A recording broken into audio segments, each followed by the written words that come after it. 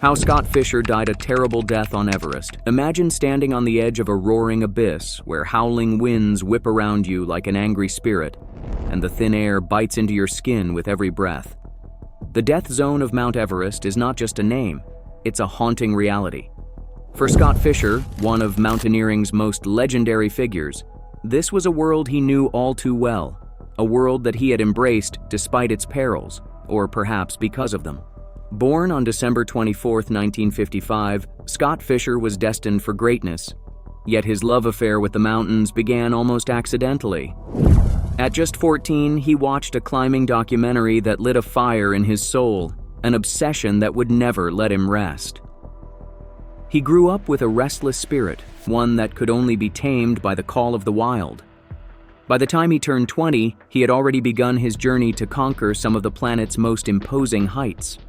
Driven by this unquenchable thirst for adventure, Fischer moved to Seattle, where the majestic peaks of the Pacific Northwest challenged him to push his limits.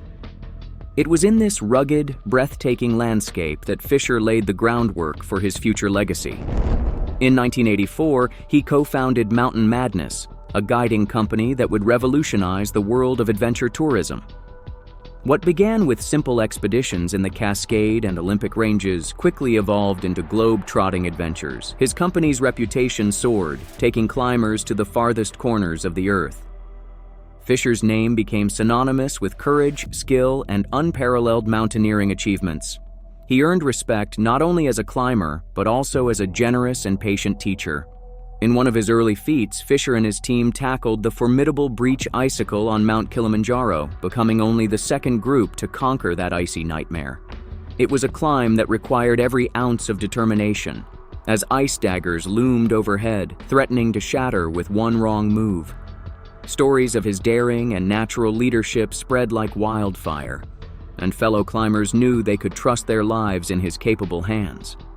Yet Fischer was never in it for fame or fortune. His passion ran deeper than that. He believed in using his high-altitude adventures to benefit others. Fischer led many fundraising efforts, such as a Kilimanjaro climb in 1986 that raised over $1 million for CARE, an international relief organization. But perhaps one of his most impactful initiatives was the 1994 Everest cleanup project. Years of expeditions had left the mountain littered with garbage and abandoned oxygen bottles, so Fischer led a team that removed 250 oxygen tanks and an unbelievable 5,000 pounds of trash from the South Col. The effort earned him the David Brower Award, but more than that, it earned him the respect of environmentalists and mountaineers alike. The world of mountaineering is filled with legends, but Scott Fischer was different. He not only conquered mountains, he aimed to preserve and honor them. In his quest to make a difference, he organized the Climb for the Cure on Denali, raising a staggering $280,000 for AIDS research. Every climb he undertook seemed to carry more than just personal ambition. It was a statement, a declaration of the human spirit's ability to transcend and uplift. He scaled peaks like Aconcagua, Mont Blanc, Mount Kenya, Fitzroy, and even became the first American to summit Lhotse, the world's fourth highest mountain. Each climb told a story of triumph, survival, and a reverence for the natural world. But the mountains are not always merciful, and Everest is the most unforgiving of them all. In May 1996, Fischer's ultimate test began. He had taken on the challenge of guiding an 18-member expedition up the world's tallest peak, a responsibility that would become both his greatest and final battle.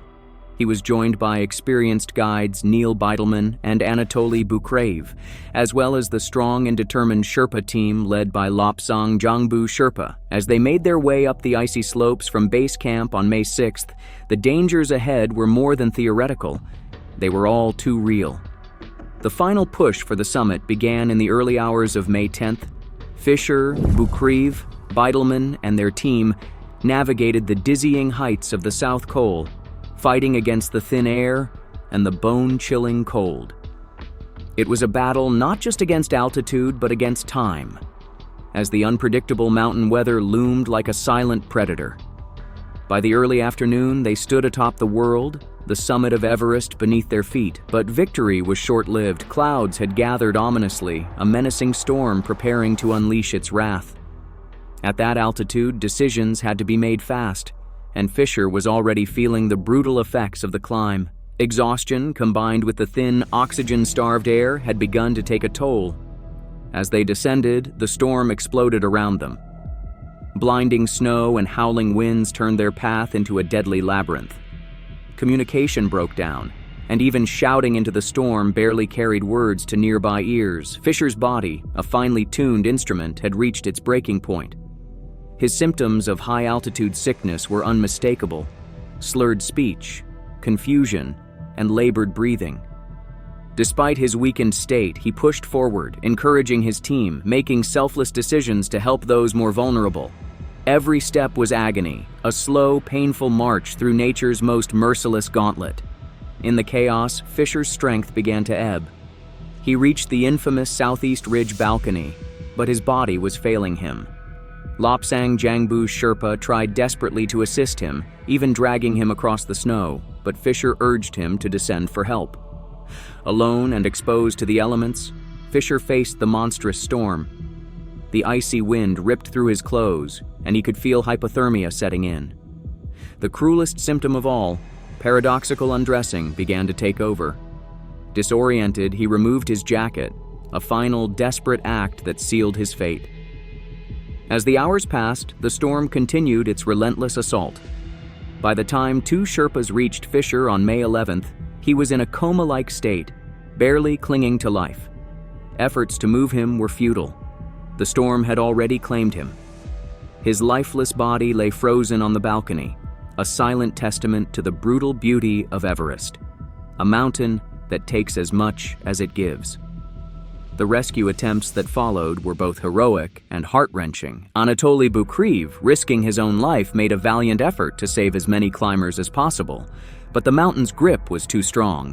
The 1996 Everest disaster became a haunting reminder of the dangers of the death zone. Bukreev himself would perish in an avalanche on Annapurna later that year, and the new owners of Mountain Madness, Sergei and Christine Batscheider, would meet their own tragic fate in a Chinese avalanche. It was as if the mountains had marked that year with sorrow and loss.